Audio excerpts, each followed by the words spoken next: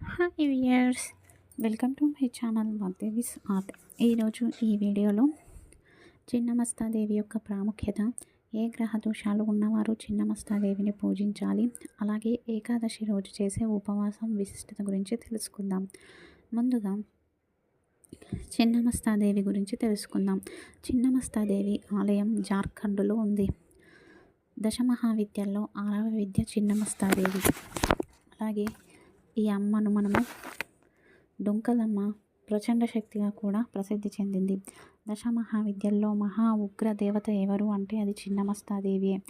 ఎడమ చేతిలో తన తలకాయను పట్టుకుంటుంది, కుడి చేతిలో ఖడ్గాన్ని, అలాగే వివస్త్రగా కనిపిస్తూ ఉంటుంది. తన కాళ్ళ కిందన రతి మన్మథులు ఉంటారు, వాళ్ళపై నిలబడి ఉంటుంది చిన్నమస్తాదేవి.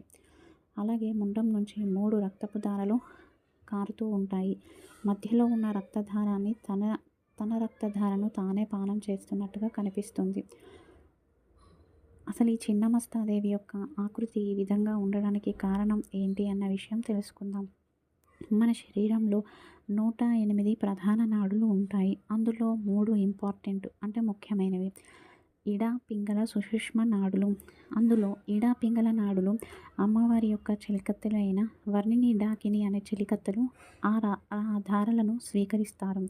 అలాగే మధ్యలో ఉన్న సుషుమ్న ద్వారా ఏదైతే ఉందో అది స్వయంగా అమ్మవారే పానం చేస్తూ ఉంటారు.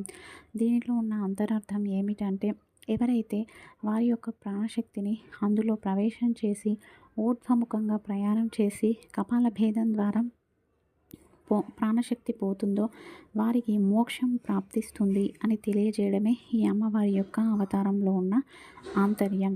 అలాగే అమ్మవారు వివస్త్రగా కనిపిస్తారు అంటే దాని అర్థం అమ్మవారు దిక్కులనే వస్త్రములుగా చేసుకున్నారు అని చెప్పేసి అర్థం. మనం రేణుకాదేవి యొక్క మరో స్వరూపంగా చిన్నమస్తాదేవిని పూజిస్తూ ఉంటాము.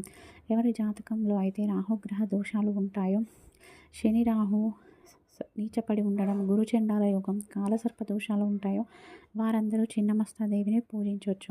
ఆరుద్ర, స్వాతి, శతభిష నక్షత్రంలో జన్మించిన వారు, 4, 13, 22 తేదీలలో జన్మించిన వారు పూజించవచ్చు.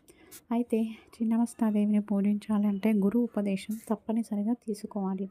అలా గురు ఉపదేశం లేకుండా మీ ఇష్టానికి వచ్చినట్టు పూజలు చేస్తే పాము కాటుకు గురి అవ్వడం, ఇంట్లో దొంగతనాలు జరగడం, సర్పభయాలు ఉండడం లాంటివి జరుగుతాయి. కావున జాగ్రత్త వహించండి. ఇక ఏకాదశి ఉపవాస విశిష్టత గురించి తెలుసుకుందాం. ఏకాదశి వ్రతం గురించి నారదీయ పురాణంలో ఉంది. ఈ ఏకాదశి అంటే తొలి ఏకాదశి రోజు ఉపవాసాన్ని ప్రారంభించి ప్రతి ఏకాదశికి ఉపవాసం ఉన్నట్లయితే వారి యొక్క సమస్త కోరికలు నెరవేరుతాయని చెప్పేసి ప్రతీతి. అలాగే ఏకాదశి రోజు భోజనం చేయకూడదు. అలా చేస్తే వారు పాపాత్ముడిగా నరకలోకానికి వెళ్ళే అవకాశాలు ఉంటాయి. ఎందుకంటే ఆ రోజున బ్రహ్మస్యాది మహాపాతకాలు అన్నీ కూడా అన్నాన్ని ఆశ్రయించి ఉంటాయి. ఎవరైతే అన్నాన్ని భుజిస్తారో వారు పాపాత్ములు అయిపోతారు. అలాగే తెలిసి తెలియక కానీ పాపాత్ములు కానీ పుణ్యాత్ములు కానీ ఆ రోజు ఉపవాసం ఉంటే కనుక ఖచ్చితంగా పుణ్యలోకాలకు వెళ్తారు. అంత్యంలో వ్యాసుడు దీని గురించి బాగా వివరించారు. వ్యాస మహర్షి సనక సనందాదుల మహర్షులకు ఏకాదశి వ్రత మహిమ గురించి చెప్తున్నారు. పూర్వం నర్మదా నదీ తీరంలో దానవుడు అనే ఒక ఋషి ఉండేవాడు. అతని పుత్రుడే భద్రశీలుడు.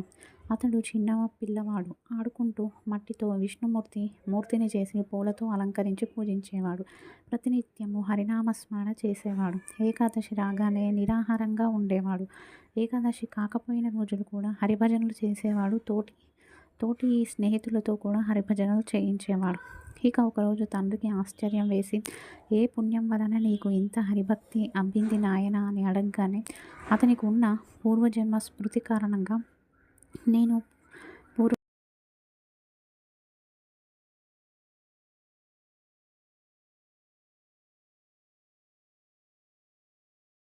పూర్వజన్మలో సోమవంశానికి రాజును. నాకు దత్తాత్రేయుల వారు గురువు. 9 సంవత్సరాలు నేను రాజ్యపాలన చేశాను. కానీ ఒక్కరోజు కూడా గురువు మాటను వినలేదు. అన్ని అధర్మాలు చేశాను. నేను చేయని పాపకార్యాలు అంటూ ఏవీ లేవు.